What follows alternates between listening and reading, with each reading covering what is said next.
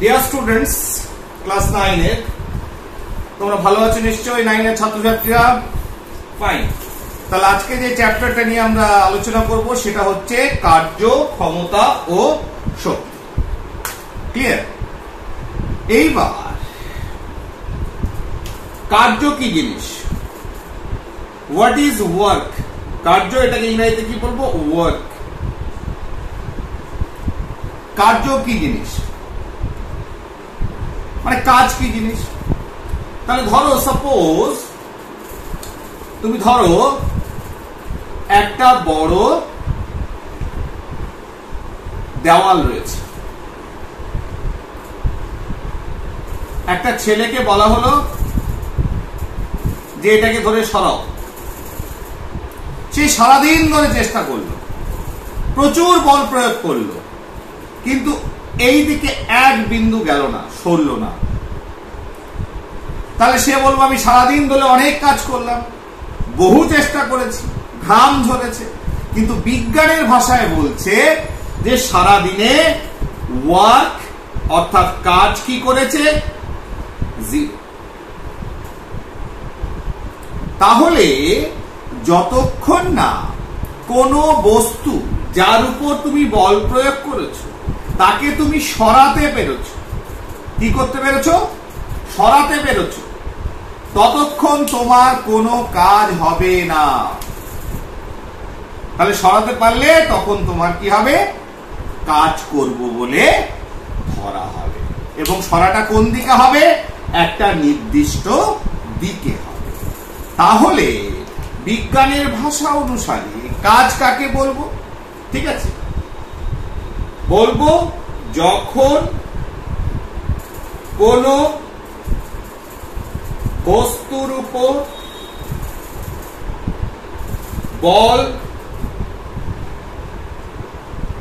প্রয়োগ করলে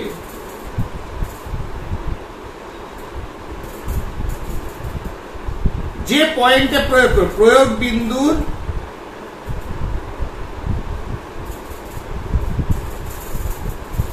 সরণ ঘটে।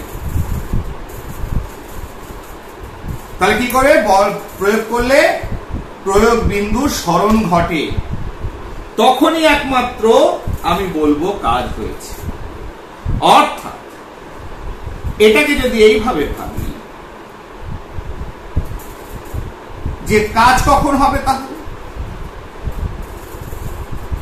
একটা অবজেক্ট এ, বস্তুর উপর আমি একটা বল প্রয়োগ করলাম F, তার সরণ হলো S, চলে এলো B তে, এইখানে বস্তুটা এলো B পজিশন। তাহলে একটা নির্দিষ্ট দিকে যে সরে গেছে, এটা B পজিশনে এসছে, তাহলে আমি বলবো যে হ্যাঁ, কিছু না কিছু কাজ করা অবশ্যই হয়েছে। ঠিক আছে? তাহলে কি কাজ করা বোঝা যাচ্ছে যে বলের অভিমুখে সরণ, বলের অভিমুখে সরণ। তাহলে যখন কোনো বস্তুর উপর বল প্রয়োগ করলে প্রয়োগ বিন্দুর সরণ ঘটে। ঠিক আছে? কোন দিকে ঘটলো সরণটা? বলের অভিমুখে, যেদিকে বল প্রয়োগ করেছি সেই দিকে সরণ ঘটেছে। কিসের সরণ? এই যে বলটা প্রয়োগ করেছে এই পয়েন্ট, এই প্রয়োগ বিন্দুর সরণ, কিংবা বলতে পারি ভর কেন্দ্রের সরণ। তাহলে এখানে যদি কোনো ভর কেন্দ্র থাকে তার সরণ ঘটেছে। ঠিক, যতক্ষণ না সরণ ঘটবে ততক্ষণ কাজ হয়েছে বলে গণ্য করা হবে না। ঠিক আছে, এটা আমাদের মাথায় ঢুকে গেল। কাজ করতে হলে সরণ অবশ্যই ঘটতে হবে। এইবার কাজটা, যে কার্য বা কাজটা হয়, সেই কার্যটা ওয়ার্ক, এটাকে দুটো ভাগে ভাগ করা যেতে পারে। একটা কি? একটা হচ্ছে বলের দ্বারা কার্য,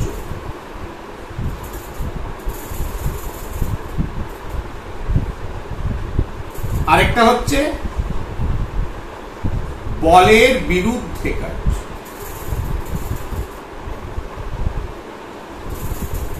কিরকম? তুমি বললে স্যার আমরা সাধারণত কি ধরি, কোনটা মেনে চলি? বল প্রয়োগ করলে বলের অভিমুখে সরে গেল। তাহলে আমাদের যে জেনারেল কনভেনশন, যেটা নিয়ে আমরা সবসময় কাজ করি এবং করব, সেটা হচ্ছে ফোর্স অ্যাপ্লাই করলাম এফ, বস্তুটা এ থেকে বি পজিশনে গেল, তাহলে বলের অভিমুখে সরণ হলো এস পরিমাণ।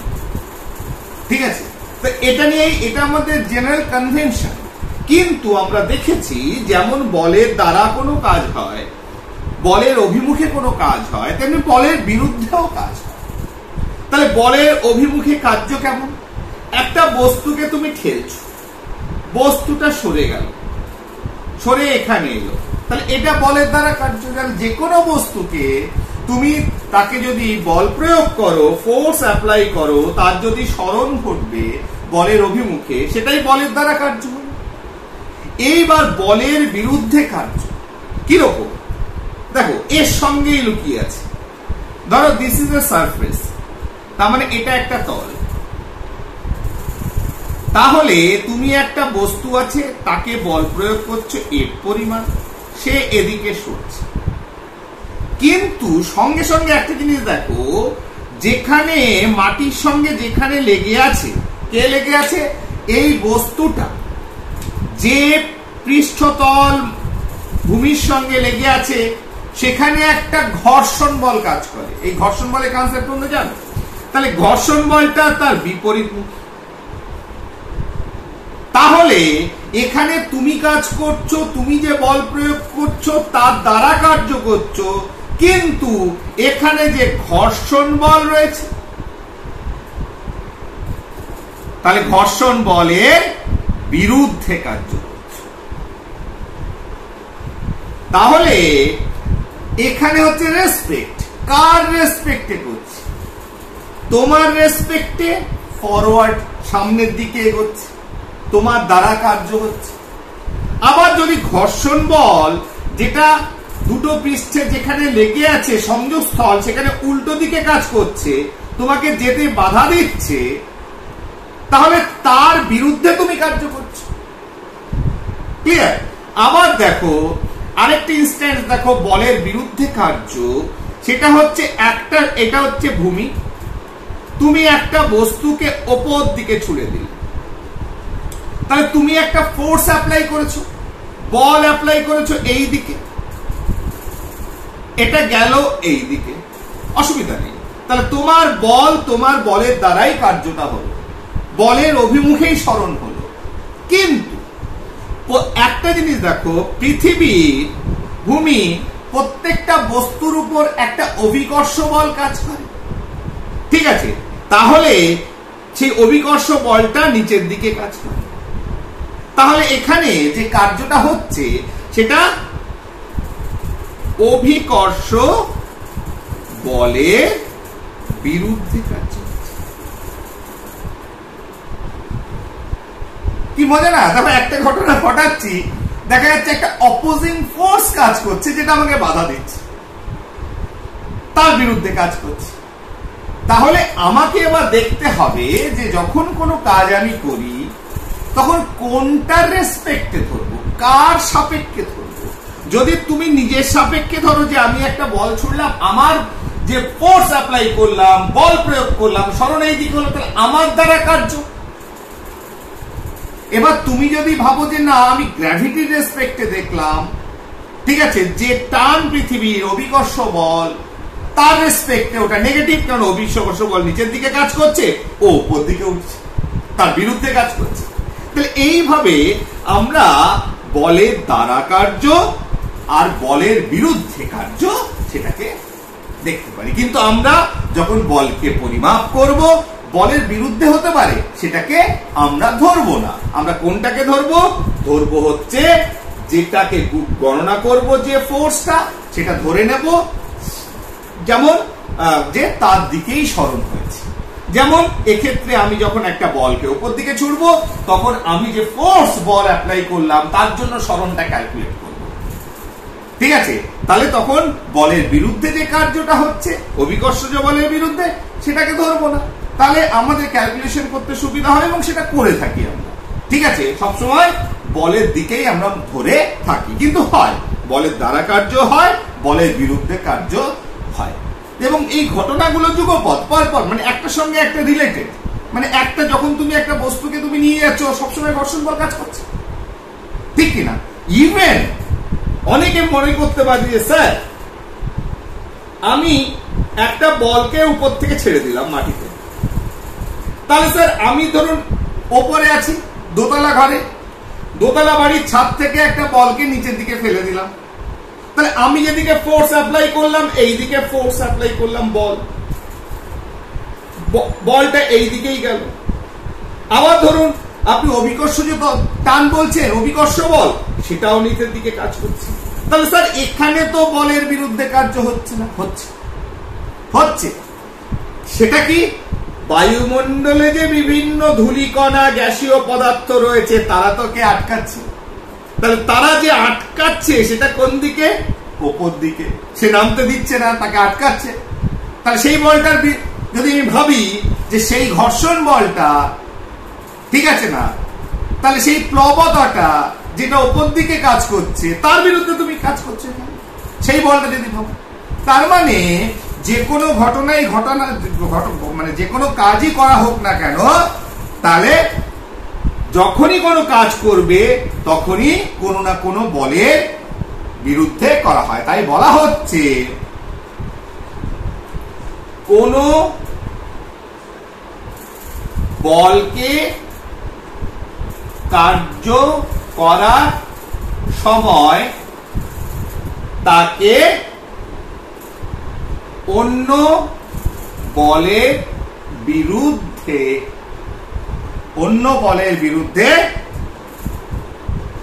কার্য করতে হয়।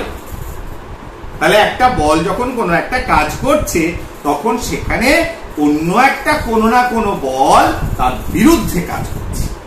ক্লিয়ার? তার মানে সেই জন্য বললাম যে একটা ঘটলে আরেকটা সঙ্গে সঙ্গে থেকে যায়। এবার যার যেদিকে বেশি বল প্রয়োগ করবে, যার ক্ষমতা বেশি সেই দিকে এগিয়ে যাবে, সেই দিকে কার্যটাই ধরা হবে। ক্লিয়ার? অর্থাৎ ঘর্ষণ বল থাকলেও যদি তাকে আমি সরাতে পারি সেই দিকটা আমি ধরবো কোন দিকে সরণ ঘটেছে। এইবার কার্যকে কিভাবে পরিমাপ করবে? How to measure work. ঠিক আছে, অর্থাৎ কার্যের পরিমাপ। তাহলে কি হলো? কৃতকার্য বল প্রয়োগ করেছি, বল ইনটু সরণ ঘটেছে। ঠিক আছে, বল গুণিত সরণ। এইবার তাহলে এটাকে আমি ইংরেজিতে কি ওয়ার্ক ডব্লিউ,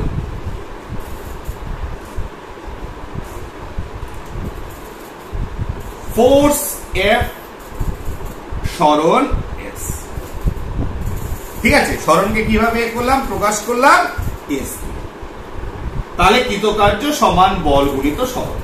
অর্থাৎ আমি ধরে নিচ্ছি এফ বল প্রয়োগ করলাম, সরণ হয়েছে এস পরিমাণ, তাহলে work is equal to F into S.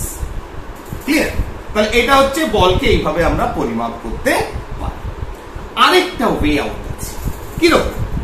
ধরো একটা বস্তুকে এদিক থেকে এদিকে নিয়ে আসবে, ঠিক আছে, এই পজিশন থেকে এই পজিশন, সরণ করলো, বলটা প্রয়োগ করেছো এইভাবে এফ। তাহলে বলটা যদি এই মুখে প্রয়োগ করে থাকো আর সরণটা যদি এই দিকে হয় তাহলে সেক্ষেত্রে ওয়ার্ক কি হবে? এবং এদের ভিতর যদি কোণ হয় কোন দিকে? Force applied and the displacement, যেদিকে সরণ হয়েছে এবং বল যেদিকে প্রয়োগ করেছে, তাহলে সেটা যদি একদিকে না হয়, উল্টো দিকে নয়, একদিকে নয়, তারা কি হচ্ছে? একটা কোণ করে আছে। তাহলে এই যে ফোর্স অ্যাপ্লাই করেছো, আমি যখন একটা জিনিসকে ওপর দিক করে ঠেলছি তাহলে এইভাবেও তো সরণ ঘটবে, ঠিক কিনা? যদি আমি ভাবি যে দিস ইজ এ পেন, এবার আমি ফোর্সটা এদিকে দিচ্ছি, ওপর দিকে দিচ্ছি, কিন্তু তাও তো এ সরছে, তার মানে এর একটা এফেক্ট এই দিকে রয়েছে। কতটা এফেক্ট রয়েছে? এখানে যদি কোণ হয় থিটা, তাহলে এই ফোর্সের এফেক্ট কত, যেটাকে উপাংশ বলে। কি বলা হচ্ছে? উপাংশ। তাহলে যদি আমি একদিকে না করি, একটা অ্যাঙ্গেল করে ফোর্স অ্যাপ্লাই করি, তাহলে ফোর্সের কতটা ইন্ডাকশন, মানে কতটা এখানে ফোর্স কাজে লাগছে সরণ ঘটাতে, সেটা একটা উপাংশ। সেটাই কি বলা হয়? এই বলের উপাংশ। উপাংশ কত? সেটা আমাদের অঙ্কের একটা ভাগ রয়েছে, যেটাকে বলা হয় ট্রিকোনোমেট্রি। ট্রিকোনোমেট্রি, যেখানে এই ধরনের কোণ এবং তোমার সাইড অর্থাৎ ধার একটা তোমার কার একটা সমকোণী ত্রিভুজের, ঠিক আছে, একটা নতুন একটা অধ্যায় রয়েছে ট্রিকোনোমেট্রি। সেখান থেকে একটা কনসেপ্ট আসে কোণানুপাত, সেটা হচ্ছে cos থিটা। তাহলে এটা হবে f cos থিটা। এইভাবে cos, sin, tan, sec, cosec, cot এরকম বিভিন্ন ধরনের ফাংশন বা কথা টার্ম আমরা শুনবো ক্লাস 10-এ উঠলে, কিন্তু অত আমাদের জানার দরকার নেই। খালি ভাববে তখন উপাংশীয় বল কতটা, f cos থিটা। এটা f এর জায়গায় এটা লিখবো ইনটু x। এটা করলেই আমি পেয়ে যাব ওয়ার্কের পরিমাণ। তার মানে ফোর্সটা যদি একটা অ্যাঙ্গেলে অ্যাপ্লাইড হয় এবং সরণটা যদি এই দিকে হয়, দুটোর মধ্যে যদি একটা অ্যাঙ্গেল থাকে, একটা কোণ থাকে, তাহলে সেক্ষেত্রে work is equal two f cos theta into s। এবং এই থিটার বিভিন্ন মানের জন্য তার একটা ভ্যালু রয়েছে, মান রয়েছে, ঠিক আছে। সেক্ষেত্রে আমাদের একটা জিনিস আসবে, সেটা আমরা এখানে আমরা বুঝিয়ে দেব, ঠিক আছে, ফাইন। এইবার এটা গেল হচ্ছে যে কি করে পরিমাপ করা যায় কার্য। এইবার বলটা কি রাশি? বলটা হচ্ছে ভেক্টর রাশি। সরণটা কি রাশি? দুটোই তো একই দিকে কাজ করে, সরণও একদিকে, বস্তু কতটা গেল, আর বলটাও ভেক্টর রাশি জানি, এটাও ভেক্টর রাশি। তাহলে দুটো ভেক্টর রাশির গুণফল ভেক্টরও হতে পারে, স্কেলার হতে পারে, কিন্তু এক্ষেত্রে দেখা গেছে যে কার্য সেটা হচ্ছে স্কেলার রাশি। কার্যটা কি? কার্যটা হচ্ছে স্কেলার রাশি। Work is scalar. এটা সবসময় মাথায় ঢুকিয়ে রাখবে যে কার্যটা কি? কার্য হচ্ছে একটা স্কেলার রাশি। ক্লিয়ার? বোঝা গেল? ফাইন। এরপরে নেক্সট চলে আসি কি,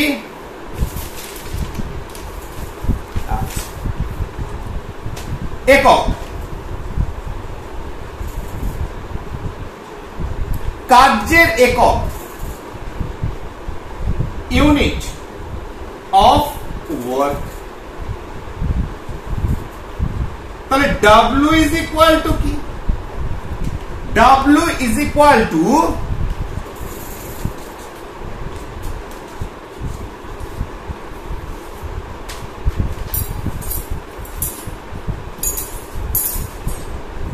W is equal to কি? F into S। ঠিক আছে, তাহলে CGS পদ্ধতিতে কার্যের একক কি? CGS পদ্ধতিতে কার্যের একক হচ্ছে ডাইন। তো সরি আর CGS পদ্ধতিতে কার্যের একক কি? আর SI পদ্ধতিতে কার্যের একক কি? জুল। এইবার এই যে আর্গ বা জুল পেলাম, আর্গ মানে কি? আর্গ মানে হচ্ছে CGS পদ্ধতিতে W যদি আর্গ হয়, তাহলে আর্গ সমান সমান কি? F into S। এবার CGS পদ্ধতিতে F হচ্ছে ডাইন গুণিত সেমি, আর এর ক্ষেত্রে জুল সমান সমান কি? নিউটন গুণিত মিটার। এইবার তাহলে আমি কি বুঝলাম? যে আর্গ মানে হচ্ছে ডাইন গুণিত সেমি, ডাইন সেমি, এসআই পদ্ধতিতে ওয়ার্ক জুল সমান হচ্ছে নিউটন মিটার। এইবার বলো হোয়াট ইজ আর্ক? 1 আর্ক সমান কত? 1 আর্ক সমান কত? তাহলে বোঝাই যাচ্ছে ডাইন। তাহলে 1 আর্ক সমান কত? তাহলে 1 আর্ক সমান 1 ডাইন গুণিত 1 সেমি। তার মানেটা কি? ডেফিনিশন এমনি চলে আসবে যে একটা বস্তুর উপর একটা ফোর্স অ্যাপ্লাই করলাম 1 ডাইন, তার সরণ হলো 1 সেমি। তাহলে এর ওয়ার্ক কত হলো? 1 আর্ক। তাহলে 1 আর্ক মানে কি? 1 ডাইন বল প্রয়োগ করে বস্তুর সরণ ঘটেছে কত? 1 সেমি। ক্লিয়ার? এইবার একই ভাবে যদি আমি 1 জুল মানে কি বুঝবো? তাহলে 1 জুল কাজ মানে কি? 1 জুল ওয়ার্ক মানে কি? 1 জুল যদি ওয়ার্ক ভাবি তাহলে কি হলো? 1 নিউটন ফোর্স গুণিত 1 মিটার সরণ। তার মানে একটা বস্তুর উপর, ঠিক আছে না, একটা বস্তুর উপর যে ফোর্স অ্যাপ্লাই করেছে সেটা যদি 1 নিউটন ফোর্স হয় তাহলে তার সরণ কত হবে? 1 মিটার সরণ হবে। তাহলে ফোর্স 1 নিউটন অ্যাপ্লাই করলাম, 1 মিটার সরণ হলো। তাহলে কতটা কাজ হলো? 1 জুল কাজ হলো। তাহলে ডেফিনেশন সেটাকে সবসময়, সংজ্ঞাকে সবসময় যে মনে রাখতে হবে তার কোনো মানে নেই, এটা অটোমেটিক চলে আসবে। ঠিক আছে? এরপরে এই এককে যখন ঢুকলাম আর একটি একক যে, আচ্ছা এবার বলো তো জুল আর আর্গের ভিতর সম্পর্ক কি? ঠিক আছে, জুল আর আর্গের ভিতর কি সম্পর্ক? ঠিক আছে, এবার চলে এসো।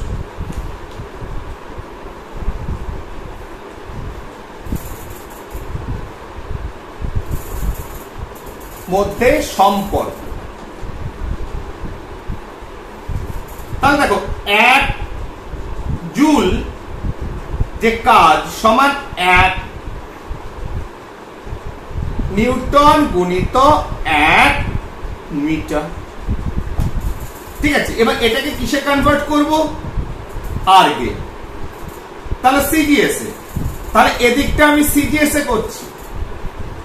ফোর্স তোমাদের আশা করি হয়ে গেছে বল। তাহলে 1 নিউটন মানে কত ডাইন? 10 to the power 5 dine. Newton আর ডাইনের সম্পর্ক জানো তোমরা। আর মিটার আর সেমি কি? 10 টু দি পাওয়ার 2 সেমি, মানে একের পরে দুটো শূন্য। তাহলে সমান হচ্ছে 10 টু দি পাওয়ার 5, পাওয়ার গুলো যোগ হয়ে গেল 10 to the power 7 dine into cm. ঠিক আছে, সমান ডাইন সেমি মানে কি? Erg. 10 to the power 7 erg. তার কি হলো সম্পর্ক? তাহলে 1 জুল মানে 10 to the power 7 erg. Clear? তাহলে এটা গেল জুল এবং আর্গের ভেতর সম্পর্ক। ফাইন। এরপরে চলে আসা যাক আরেকটি একক আছে, সেটা হচ্ছে কার্যের অভিকর্ষীয় একক। ঠিক আছে, এটাকে কি বলে? Gravitational unit. গ্র্যাভিটেশনাল ইউনিট সেটা হচ্ছে কি? এবার সিজিএস এ যদি ভাবি, ভূপৃষ্ঠ থেকে একটা বস্তুকে, কতটা বস্তু? একটা বস্তু হচ্ছে 1 গ্রাম।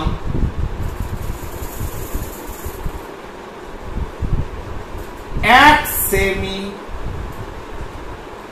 ঠিক আছে, তাহলে 1 গ্রাম বস্তুকে 1 সেমি ওপরে তুলতে যতটা কাজ করতে হয়, ঠিক সেটাই হচ্ছে তার তোমার কার্যের অভিকর্ষ, সেটাই হচ্ছে তার সিজিএস একক কার্য। তার মানে ওয়ার্কের অভিকর্ষীয় একক কি? 1 গ্রাম ভার। কারণ গ্রাম ভার কেন দিচ্ছি? এটাই তো বল।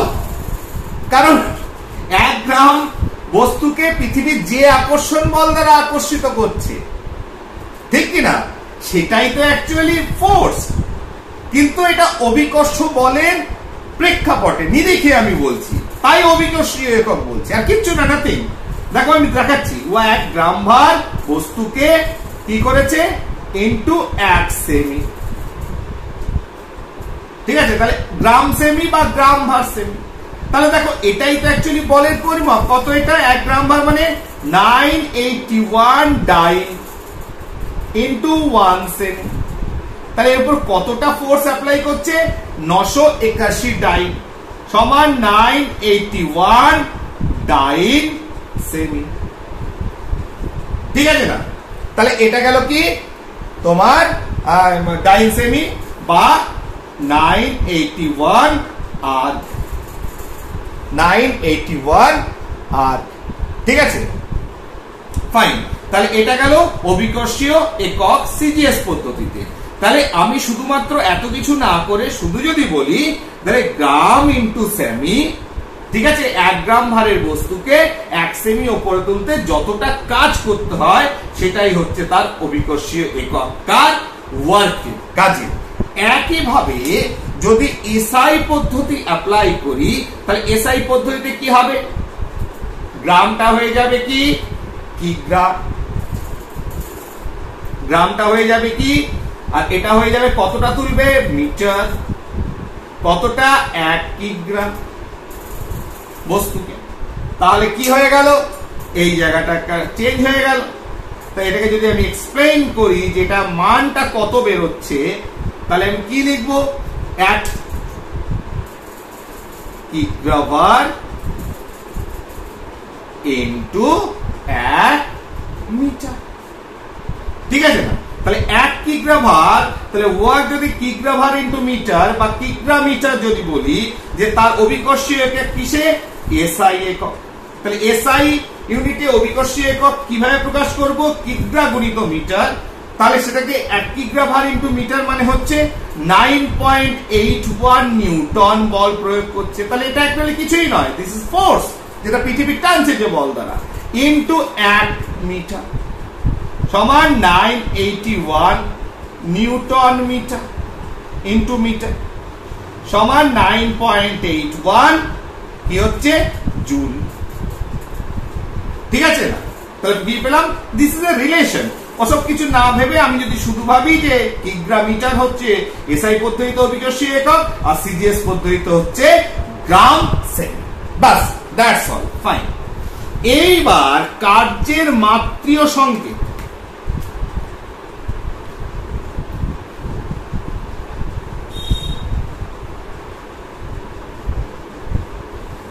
কার্যের মাত্রীয় সংকেত, ঠিক আছে, বা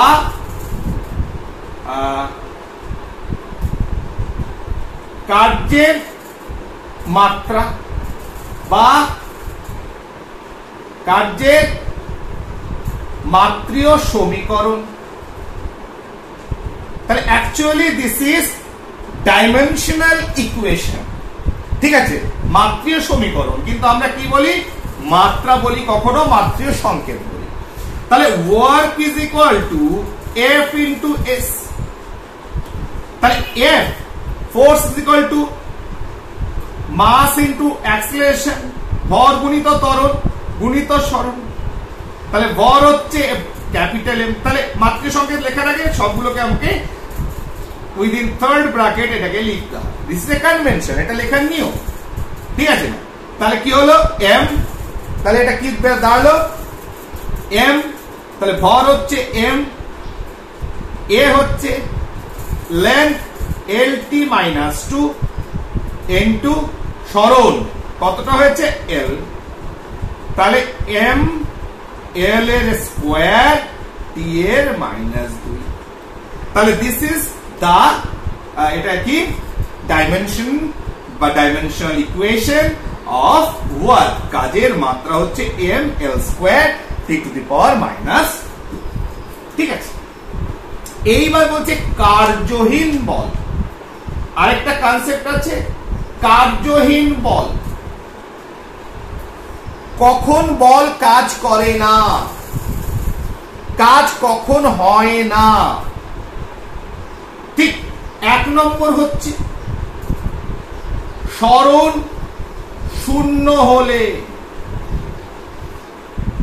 সরণ শূন্য হলে, ঠিক সরণ শূন্য হলে, অর্থাৎ এক্সাম্পল আমি কি দিতে পারি, একটা বস্তুকে আমি ঠেলেই গেলাম, সরণ হলো না, তাহলে কোনো কাজ হয়েছে?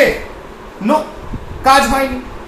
তাহলে একটা বস্তুকে আমি ফোর্স অ্যাপ্লাই করে ঠেলে গেলাম, এদিকে এটা গেল না, তাহলে W সমান F into S, W is equal two F into 0, W is equal two 0। তাহলে এক হচ্ছে সরণ শূন্য হলে কাজ হলো না। কিংবা ধরো তুমি একটা চারিদিকে ঘুরছো, মুভিং ইন এ সার্কেল, তাহলে মোট যদি সরণ দেখি, বারে বারে তোমার কি হচ্ছে, দিক পরিবর্তন হচ্ছে। তাহলে মোট সরণ হচ্ছে শূন্য। তাহলে মোট যদি সরণ শূন্য হয়, W is equal two F into শূন্য, সরণ শূন্য, W ইজ ইকুয়াল টু 0। তাহলে তুমি যদি কাউকে সরাতে না পারো ঠেলে জায়গা থেকে, তাহলে কি হচ্ছে? তাহলে কি হচ্ছে না, তোমার কোনো কার্য হচ্ছে না। কিংবা তুমি এই যে ঘুরছো চারিদিকে পাক খাচ্ছ, তাহলে তোমার সরণ শূন্য হচ্ছে, তার মানে সেক্ষেত্রেও ওয়ার্ক শূন্য হচ্ছে, কোনো কার্য হচ্ছে না। ক্লিয়ার? বেশ, এবার আর কয়েকটা এক্সাম্পল দেখি।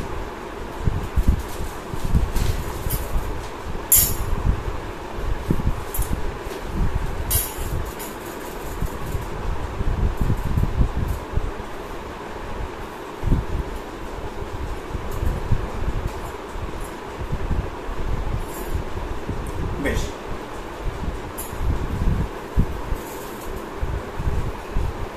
নেক্সট হচ্ছে 2 নম্বর, এই কার্যহীন বল। 2 নম্বর পয়েন্ট কি, যদি সরণ আর বল ফোর্স এদের ভিতর কোণ 90 ডিগ্রি হয়। ঠিক আছে, যদি সরণ এর অভিমুখ ও বলের অভিমুখ এর মধ্যে কোণ 90 ডিগ্রি হয়, অর্থাৎ এরা একে অপরের সঙ্গে লম্বভাবে থাকে, তাহলেও কার্যহীন বল হয়। অর্থাৎ এক্ষেত্রেও কোনো কার্য হয় না, কোনো কাজ হয় না। এক্সাম্পল, কার্যহীন বল এক হচ্ছে সরণ শূন্য, তুমি গোল গোল করে ছুটছো, কিংবা তুমি কোনো বস্তুকে সরাতে পারলে না, তাহলে কি হচ্ছে, এটা একটা কার্যহীন বল। আরেকটা হচ্ছে যদি ফোর্স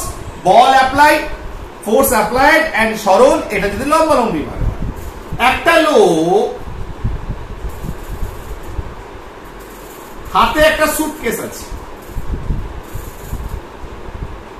নিয়ে হেঁটে হেঁটে যাচ্ছে, ক্লিয়ার?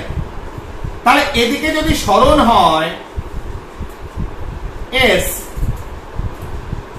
তাহলে এবার বলো তো অভিকর্ষ বলের রেসপেক্ট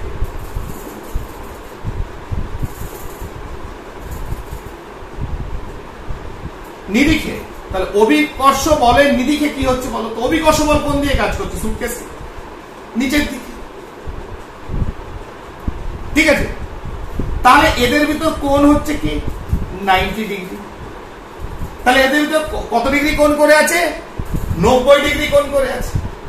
তাহলে 90 ডিগ্রি কোণ করে যদি থাকে, তাহলে ওয়ার্ক ইজ ইকুয়াল টু তাহলে এক্ষেত্রে কি হচ্ছে, এইদিকে হচ্ছে ফোর্স, যেখানেই যাও না কেন, এইদিকে ফোর্স, এইদিকে ফোর্স, তাহলে যেদিকেই হাঁটুক না কেন ফোর্স নিচের দিকে, কি বল, অভিকর্ষ বল, যেটা নিচের দিকে রাখছে সুটকেস।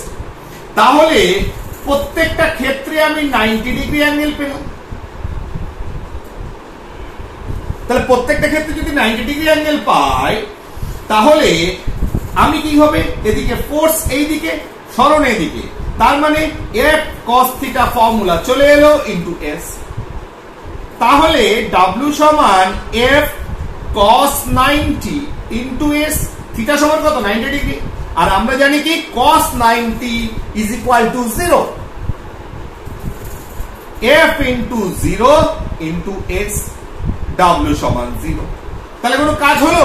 তাহলে একটা লোক যখন সুটকেস নিয়ে যাচ্ছে, অভিকর্ষ বল, তাহলে এখানে কি অভিকর্ষ বল, এখানে কার্যহীন বল। তাহলে এখানে গ্র্যাভিটেশনাল পুল যেটা রয়েছে, ফোর্স যেটা রয়েছে, সেটা কি ধরনের বল, একটা কার্যহীন বল। তাহলে দিস ইজ এ এক্সাম্পল যেখানে বল এবং সরণ লম্বভাবে রয়েছে, 90 ডিগ্রি অ্যাঙ্গেলে রয়েছে। তাহলে এটা হচ্ছে কার্যহীন বলের সেকেন্ড কন্ডিশন। আরেকটা এক্সাম্পল ধরো, দিস ইজ সান, সূর্য, দিস ইজ পৃথিবী, এটা কি পৃথিবী। তাহলে সূর্য চারিদিকে পৃথিবী ঘুরছে,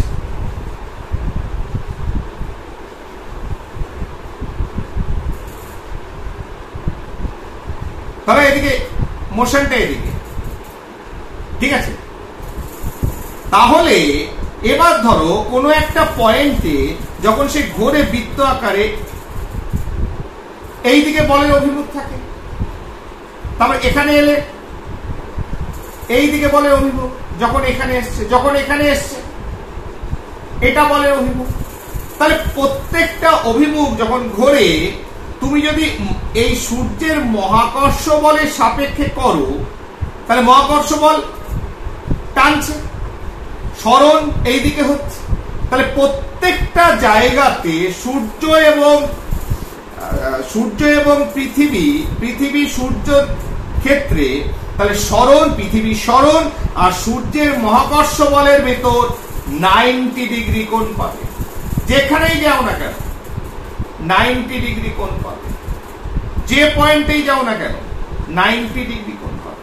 অর্থাৎ এখানে মহাকর্ষ বল যেটা সূর্য এবং চাঁদের ভেতর আছে, মহাকর্ষ বল একটি কার্যহীন বল। অর্থাৎ মহাকর্ষ বল যে টানছে, ফোর্স আর সরণ, ফোর্স সরণ, ফোর্স সরণ, এই ফোর্স আর সরণ, এই বলটা হচ্ছে কার্যহীন বল। তাহলে এইভাবে পরীক্ষায় কার্যহীন বল, সেটা গ্র্যাভিটেশনাল ফোর্স হতে পারে, অভিকর্ষ বল হতে পারে, বা মহাকর্ষ বল হতে পারে, যে কোনো বল যেটা কাজ করছে না। ঠিক, এক হচ্ছে সরাতে পারছে না, এক হচ্ছে আমি গোল গোল ঘুরছি, সরণ করতে হচ্ছে না, আরেকটা হচ্ছে যদি বল এবং সরণ লম্বভাবে ক্রিয়া করে। প্রথম দেখালাম সুটকেস নিয়ে যাচ্ছে, পৃথিবীর টান, অভিকর্ষ বল আর সরণ লম্বভাবে রয়েছে, 90 ডিগ্রি কোণ হচ্ছে না। আর এক্ষেত্রে সূর্য আর পৃথিবীর মাঝখানে তোমার পৃথিবীর সরণ আর সূর্য আর পৃথিবীর মহাকর্ষ বল, এই বল আর সরণ 90 ডিগ্রি, ফলে এক্ষেত্রে এই বলটা কোনো কাজ করছে না। কি বল? মহাকর্ষ বল। ঠিক আছে, তাহলে কার্যহীন বলে উদাহরণ দিলাম। তাহলে মোটামুটি কার্যে যেটুকু আছে তোমাদের, আর কিছু নেই কার্যে, এটা কার্য শেষ করলাম ফার্স্ট পার্টে। এবার কার্য, ক্ষমতা, শক্তি সেকেন্ড পার্টে যদি সাম আপ করতে পারি তো শেষ করব, অর্থাৎ ক্ষমতা এবং শক্তিকে। আর যদি না পারি তাহলে হয়তো 3টে পার্ট লাগবে। ঠিক আছে, তাহলে আজকে আমরা যেটুকু পড়লাম এখানেই থাক। কার্য শেষ হলো। Fine, thank you.